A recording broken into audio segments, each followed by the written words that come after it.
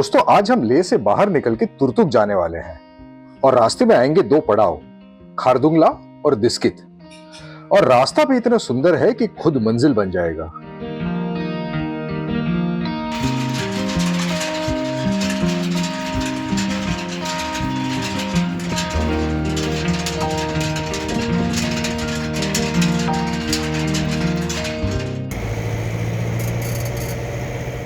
जब हम 1000 मीटर की ऊंचाई पे होते हैं, ऑक्सीजन का लेवल होता है 88%।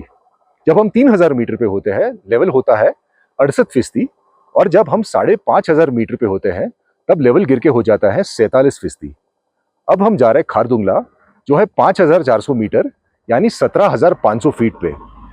वहां मैं कुछ उतर के बोल नहीं पाऊंगा, बस थोड़े फोटो खिंचवा के वापस गाड़ी में बैठ जाना पड़ेगा। इसलिए मुझे आपको जो भी बताना है खारदुंगला के बारे में, बस यही रास्ते में खड़े होकर आपको बता रहा हूं।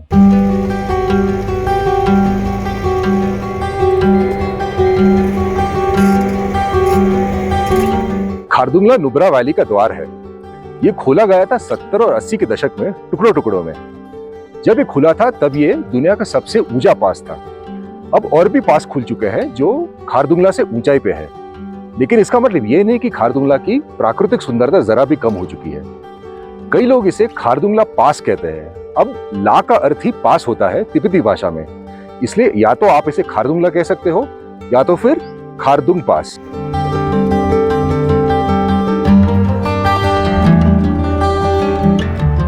खारदुंगला पे जो चेतावनी देते हुए बोर्ड्स है, उन्हें गंभीरता से लीजिएगा। मैं ऐसे लोगों को जानता हूं जिन्होंने गाड़ी से उतरने के बाद रील्स बनाने पे अपनी सांसें बर्बाद की। उस समय तो कुछ पता नहीं चला, लेकिन बाद में अस्पताल में दाखिला लेना पड़ा। बस जल्दी से कुछ फोटो खींच के आगे निकल जाना ही बेहतर है।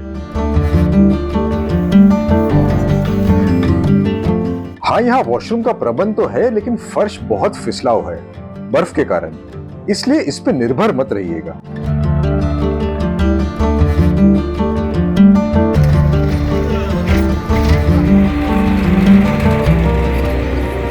नुब्रा जाने से पहले आपको ILP यानी इनर लाइन परमिट निकालनी पड़ेगी। ले आने से पहले आप इसे ऑनलाइन निकाल सकते हो, या फिर ले में आके आप चाहो उतने एजेंट्स आपको मिल जाएंगे। दिस्कित जैसे आने वाला होगा आपको पहले ही पता चल जाएगा, क्योंकि वो विशाल बुद्ध की मूर्ति कई किलोमीटर दूर से दिखती है।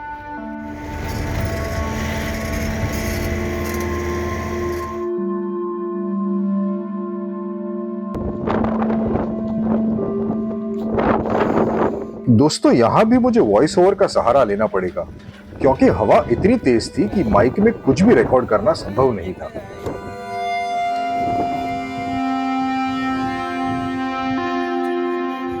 दिस्कित एक ऐसी जगह है जहां एक मूर्ति मठ से भी ज्यादा ख्याति पा चुकी है। जैसे हिंदुइज्म में कल्कि अवतार है, वैसे बुद्धिज्म में मैत्री बुद्ध है, यानी आने वाला अवतार।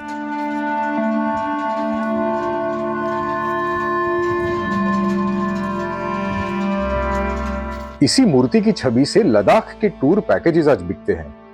जो असली मठ है वो सामने वाली पहाड़ी पे है, लेकिन वहां कम ही पर्यटक जाते हैं।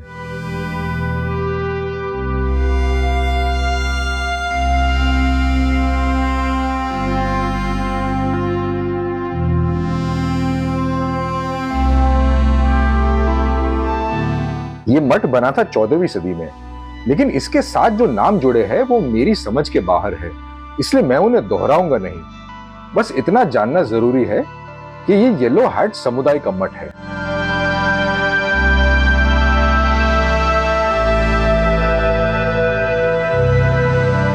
मूर्ति का प्रतिष्ठापन स्वयं दलाई लामा ने किया था 2010 की साल में।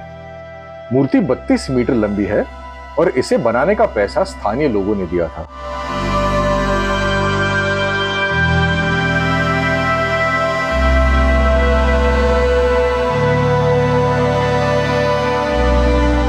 इसे बनाने के कारण दलाई लामा की ऑफिशियल वेबसाइट पे दिए हुए हैं।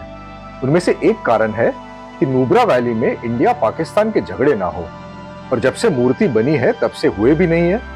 तो बस एक ऐसी मूर्ति अब कश्मीर में स्थापित की जाए। ये प्लेटफॉर्म आपकी सहायता के लिए ही है, जिस पे खड़े रह के आप सेल्फी खींच सकते हो।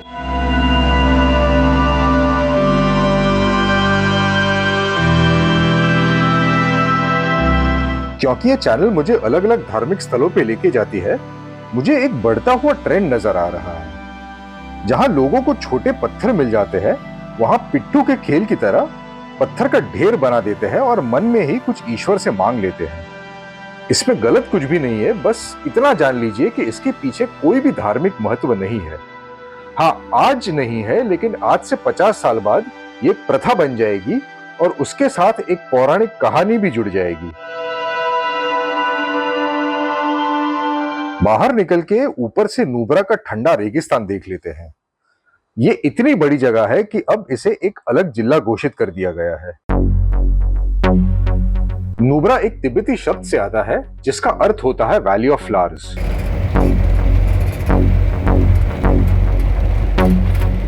थोड़ा आगे चल के रुकते हैं मिल्खा पॉइंट पे।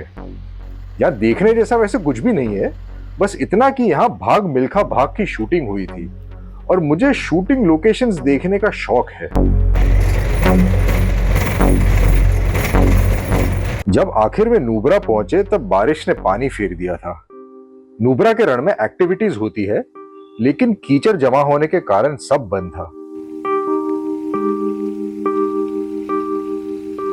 वैसे मुझे ये हिस्सा वीडियो से निकाल ही देना चाहिए, लेकिन आप लोगों को ये बताना जरूरी है कि पहाड़ों में बारिश का कोई भरोसा नहीं रहता, कभी भी कुछ भी हो सकता है। किस्मत इतनी बुरी भी नहीं थी, क्योंकि नुब्रा का जो मुख्य आकर्षण है बैक्ट्रियन ऊंट, वो हमें देखने मिल गए।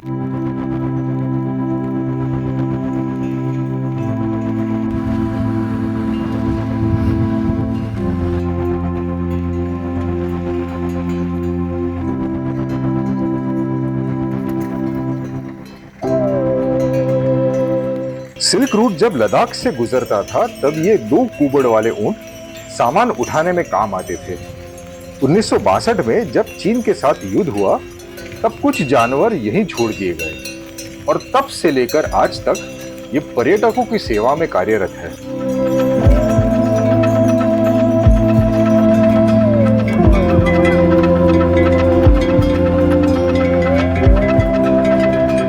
एक और छोटी जानकारी, गर्म और ठंडे रेगिस्तान के बीच का अंतर क्या होता है? दोनों में अधिकतम और न्यूनतम तापमान तो होता है, लेकिन गर्म रेगिस्तान में अधिकतम तापमान बहुत ज्यादा होता है और ठंडे रेगिस्तान में न्यूनतम तापमान बहुत ही कम।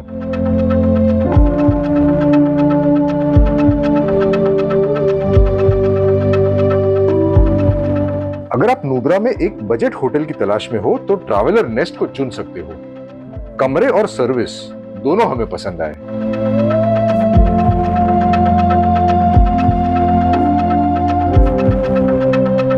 और अगर आपको ये एपिसोड पसंद आया है तो लाइक का बटन दबाना मत भूलना। अगले एपिसोड में फिर मिलेंगे। Thanks for watching.